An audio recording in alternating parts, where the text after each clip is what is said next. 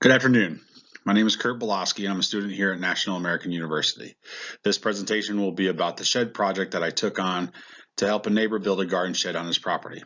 This presentation will cover the project and serve as a project review. This is the agenda for the presentation. We will walk through the project scope, various planning factors, highlight lessons learned, and finish with a project closure checklist. I was hired by my neighbor to build him a 10 by 10 outdoor shed with some mandatory features. Those features were that the shed must be insulated, have one window and door, electricity for interior and exterior lighting, and plumbing for a utility sink. This project was to be completed in 30 days and use no more than $10,000. Last, I was allowed to use subcontractors to complete the work.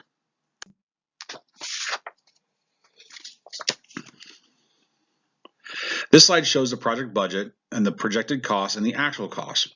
Both the projection and the actual cost came in under the $10,000 limit we had from the owner.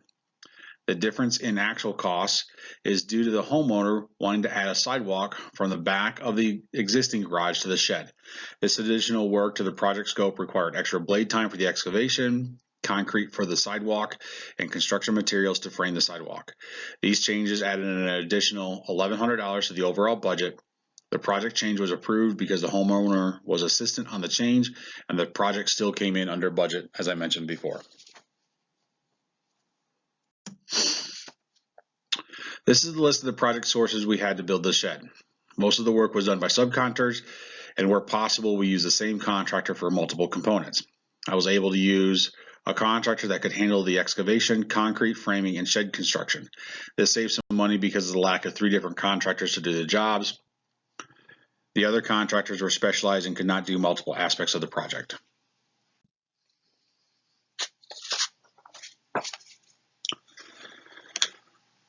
This is the project schedule and the projected date of completion for each step and the actual completion date.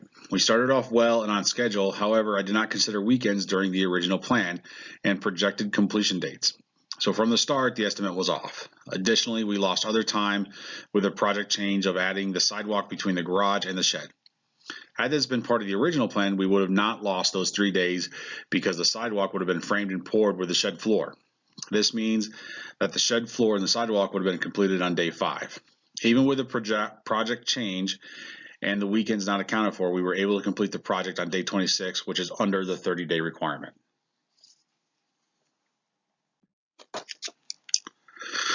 This project had very few challenges, and the ones that did arise did not prove to be very complicated.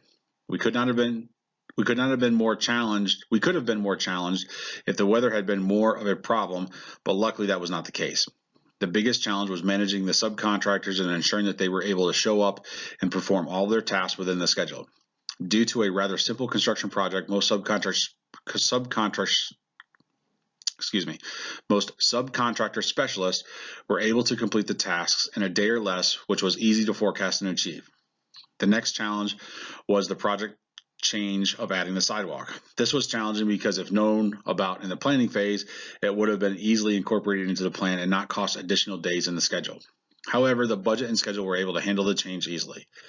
Last, I did not consider the weekends in my plan and had a week scheduled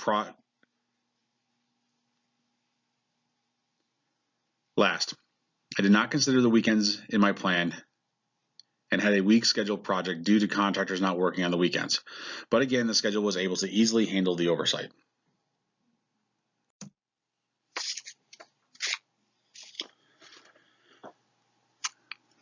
There were several lessons learned in this project, and I compiled them into 2 categories. The first is needs improvement, which are the things I will attempt to do better during the next project. I need to look at a calendar and put the project schedule on it. The purpose here is to consider actual work days versus the schedule and ensure that a good schedule is properly projected. Next, consider and anticipate possible client changes. Had I properly looked at the client's backyard, I could have possibly anticipated a need or desire to add the sidewalk. This would have saved 3 days of work and allowed for a solution during the planning phase versus a solution near the end of the project. Last, even though I was under budget, it is possible that I could have saved more money with different contractors or materials that cost less money.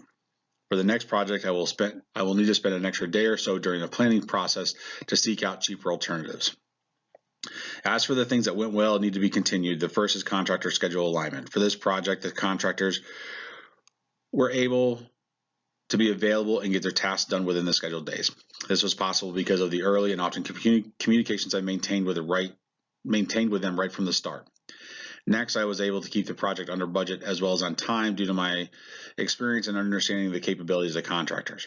This definitely is a strength that I need to sustain going forward.